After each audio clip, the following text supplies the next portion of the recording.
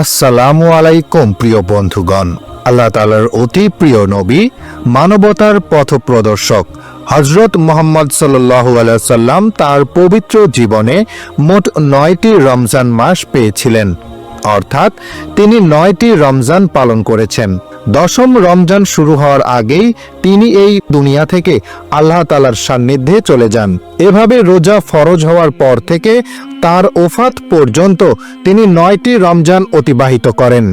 প্রিয় বন্ধুগণ, আজকের এই ভিডিওতে আমরা জানার চেষ্টা করব আল্লাহর রাসূল হযরত মুহাম্মদ সাল্লাল্লাহু আলাইহি সাল্লামের সেহরি ও ইফতার কেমন ছিল, তিনি সেহরি ও ইফতারে কোন কোন খাবার গ্রহণ করতে ভালোবাসতেন, সেই বিষয়গুলোই আজ আমরা আপনাদের সামনে তুলে ধরব। পাশাপাশি আপনাদের শোনাবো প্রিয় নবী সাল্লাল্লাহু আলাইহি ওয়াসাল্লামের ইফতারের একটি অত্যন্ত সুন্দর ও হৃদয়স্পর্শী ঘটনা, যা শুনলে নিঃসন্দেহে আপনার হৃদয় ভালোবাসা ও প্রশান্তিতে ভরে উঠবে। নিশ্চয়ই প্রিয় নবী সাল্লাল্লাহু আলাইহি ওয়াসাল্লামের নাম শুনেই আপনারা এই ভিডিওটি ভালোবেসে লাইক করেছেন। তাই অনুরোধ, ভিডিওটি শেষ পর্যন্ত মনোযোগ দিয়ে দেখবেন। আর আপনি যদি সত্যিই রাসূল সাল্লাল্লাহু আলাইহি সাল্লামের একজন আশিক হয়ে থাকেন, তবে মন্তব্যের ঘরে ইয়া রাসূলুল্লাহ লিখে এই ভিডিওটি অন্যদের সঙ্গে শেয়ার করে দিন। চলুন প্রিয় বন্ধুগণ, শুরু করা যাক। বন্ধুগণ, হযরত আনাস রাদিয়াল্লাহু তাআলা আনহু বর্ণনা করেন, আল্লাহর নবী সাল্লাল্লাহু আলাইহি ওয়াসাল্লাম মাগরিবের নামাজের আগে কয়েকটি খেজুর দিয়ে ইফতার করতেন, অর্থাৎ তিনি তাজা খেজুর দিয়ে ইফতার করতেন। যদি তাজা খেজুর না পাওয়া যেত, তাহলে তিনি শুকনো খেজুর দিয়ে ইফতার করতেন। আর যদি কখনো শুকনো খেজুরও না থাকতো, তাহলে তিনি কয়েক চুমুক পানি পান করে ইফতার করতেন, অর্থাৎ অল্প পানি দিয়েই রোজা ভাঙতেন। আরেকটি হাদিসে এসেছে, আল্লাহর নবী সাল্লাল্লাহু আলাইহি ওয়াসাল্লাম এমন খেজুর বা এমন কোনো খাদ্য দিয়ে ইফতার করতেন যা আগুনে রান্না করা নয়, যেমন ফলমূল, অর্থাৎ তিনি এই ধরনের খাবার দিয়ে রোজা ভাঙতে বেশি পছন্দ করতেন। সুতরাং মনে রাখবেন, তাজা খেজুর দিয়ে ইফতার করা মুস্তাহাব। যদি তাজা খেজুর না পাওয়া যায়, তাহলে শুকনো খেজুর দিয়ে রোজা ভাঙা উত্তম। আর যদি শুকনো খেজুরও না থাকে, তাহলে পানি দিয়ে ইফতার করাও আমাদের প্রিয় নবী সাল্লাল্লাহু আলাইহি ওয়াসাল্লামের সুন্নত। এছাড়া জুস বা দুধ দিয়ে ইফতার করাও উত্তম। মনে রাখবেন, আল্লাহর নবী সাল্লাল্লাহু আলাইহি ওয়াসাল্লাম ইফতারের সময় আগুনে রান্না করা খাবার গ্রহণ করতেন না। এর অর্থ এই নয় যে তিনি তা নিষেধ করেছেন, বরং তিনি ইরশাদ করেছেন, ইফতারে আগুনে রান্না করা খাবার খেলে পেটের ক্ষতি হয়, এতে শরীরের ক্ষতি হয়। এই কারণে রাসূলুল্লাহ সাল্লাল্লাহু আলাইহি ওয়াসাল্লাম নিজেকে এসব কষ্ট থেকে দূরে রাখতেন। কিন্তু আজকাল আমরা দেখতে পাই, বেশিরভাগ মানুষ ইফতারে সমোচা ও পাকোড়া খেতে বেশি পছন্দ করে। অথচ মনে রাখবেন, আল্লাহর প্রিয় নবী সাল্লাল্লাহু আলাইহি ওয়াসাল্লাম কখনোই এমনটি করতেন না। আরেকটি বিষয় হলো, রাসূলুল্লাহ সাল্লাল্লাহু আলাইহি ওয়াসাল্লাম সেহরি একেবারে শেষ সময়ে খেতেন। একদিকে হযরত বিলাল রাদিয়াল্লাহু তাআলা আনহু আজান দেওয়ার প্রস্তুতি নিচ্ছেন, আর অন্যদিকে নবী সাল্লাল্লাহু আলাইহি ওয়াসাল্লাম তখনও শেষ লোকমাটি খাচ্ছেন। আবার সূর্য অস্ত যাওয়ার সাথে সাথেই তিনি মুখে একটি খেজুর রেখে ইফতার করতেন। রাসূল সাল্লাল্লাহু আলাইহি ওয়াসাল্লাম এমনটি মনে করতেন শুধু এই জন্য যাতে তার উম্মতের উপর ক্ষুধার সময় যতটা সম্ভব কম হয়। একবার রাসূলুল্লাহ সাল্লাল্লাহু আলাইহি ওয়াসাল্লাম সাহারির সময় ছাগলের মাথার গোশত খাচ্ছিলেন। তার সঙ্গে হযরত আলী রাদিয়াল্লাহু তাআলা আনহু উপস্থিত ছিলেন। এমন সময় হযরত বিলাল রাদিয়াল্লাহু তাআলা আনহু এসে বললেন, হে আল্লাহর রাসূল সাল্লাল্লাহু আলাইহি ওয়াসাল্লাম, সময় শেষ হয়ে গেছে, আমি আজান দিতে যাচ্ছি, অনুগ্রহ করে আপনি খাওয়া পান করা বন্ধ করুন। এই কথা বলে হযরত বিলাল রাদিয়াল্লাহু তাআলা আনহু আজানের প্রস্তুতি নিতে চলে গেলেন। কিন্তু কিছুক্ষণ পর তার মনে হলো, আমার নবী সাল্লাল্লাহু আলাইহি ওয়াসাল্লাম সত্যি খাওয়া বন্ধ করেছেন তো। এই চিন্তায় তিনি আবার ফিরে এলেন। ফিরে এসে দেখলেন রাসূলুল্লাহ সাল্লাল্লাহু আলাইহি ওয়াসাল্লাম তখনও সাহারি খাচ্ছেন।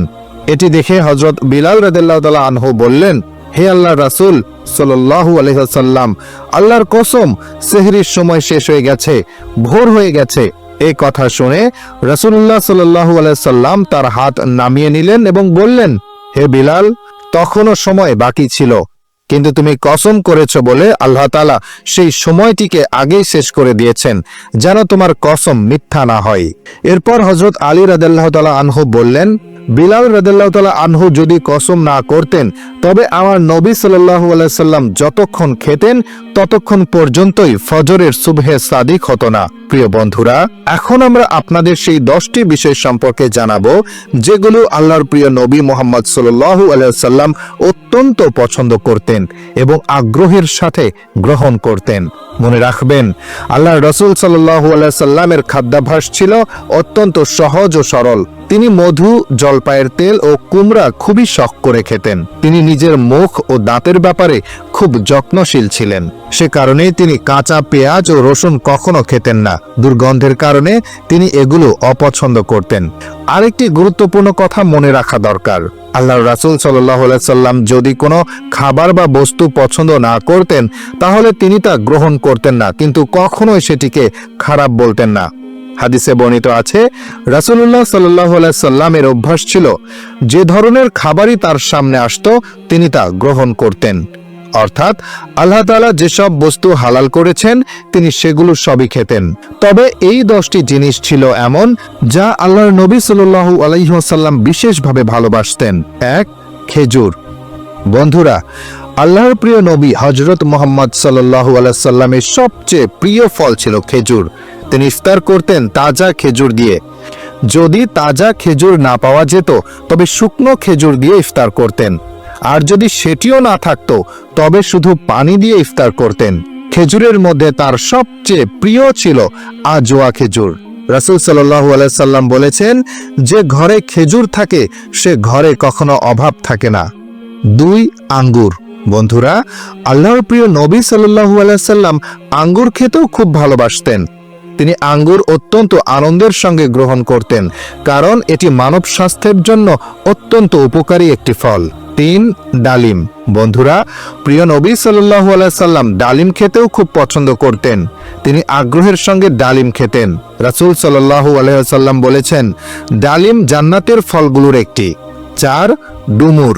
বন্ধুরা, আল্লাহর নবী হযরত মুহাম্মদ সাল্লাল্লাহু আলাইহি সাল্লামের পছন্দের খাবারের মধ্যে ডুমুরও অন্তর্ভুক্ত ছিল। রাসূল সাল্লাল্লাহু আলাইহি সাল্লাম বলেছেন, ডুমুরও জান্নাতের ফলগুলোর একটি, কারণ জান্নাতের সব ফল ডুমুরের মতো হবে। ডুমুর ফলের মতো এতে কোনো খোসা থাকবে না এবং কোনো বিচিও থাকবে না। তাছাড়া রাসূল সাল্লাল্লাহু আলাইহি সাল্লাম বলেছেন, ডুমুর ফল বিভিন্ন ধরনের রোগ প্রতিরোধ করে। 5. তরমুজ।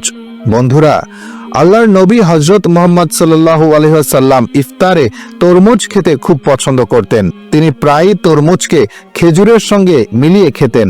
হযরত আয়েশা রাদিয়াল্লাহু তাআলা আনহা থেকে বর্ণিত আছে যে রাসূলুল্লাহ সাল্লাল্লাহু আলাইহি ওয়াসাল্লাম তরমুজ ও খেজুর একসঙ্গে খেতে পছন্দ করতেন। নাম্বার 6. দুধ। বন্ধুরা, দুধও আমাদের প্রিয় নবী হযরত মুহাম্মদ সাল্লাল্লাহু আলাইহি ওয়াসাল্লামের অত্যন্ত প্রিয় খাবারের একটি ছিল। তিনি দুধ খুব ভালোবাসতেন। তিনি সাধারণত গরু ও ছাগলের দুধ পান করতেন। কখনো খাঁটি দুধ, আবার কখনো পানির সঙ্গে মিশিয়ে দুধ পান করতে পছন্দ করতেন। নম্বর 7. মধু। বন্ধুরা, আল্লাহর প্রিয় নবী সাল্লাল্লাহু আলাইহি ওয়াসাল্লাম মধুও খুব পছন্দ করতেন। তিনি নিয়মিত মধু ব্যবহার করতেন। শুধু তাই নয়, পবিত্র কুরআনেও বহুবার মধুর উল্লেখ এসেছে। নম্বর 8. মাংস। বন্ধুরা, প্রিয় নবী সাল্লাল্লাহু আলাইহি ওয়াসাল্লাম মাংস খেতেও খুব ভালোবাসতেন। তিনি বলেছেন, দুনিয়া ও জান্নাত উভয় জায়গাতেই সব খাবারের সর্দার হলো মাংস। তিনি ঝোলযুক্ত মাংস বেশি পছন্দ করতেন। হাদিসে বর্ণিত হয়েছে যে আল্লাহর প্রিয় নবী হযরত মুহাম্মদ সাল্লাল্লাহু আলাইহি সাল্লাম ঝোলযুক্ত খাবার ও ভাজা গোশত খুব আগ্রহের সঙ্গে গ্রহণ করতেন। তার কাছে সবচেয়ে প্রিয় ছিল ছাগল ও ভেড়ার ভাজা গোশত এবং উটের গোশত। নম্বর 9. জবের রুটি।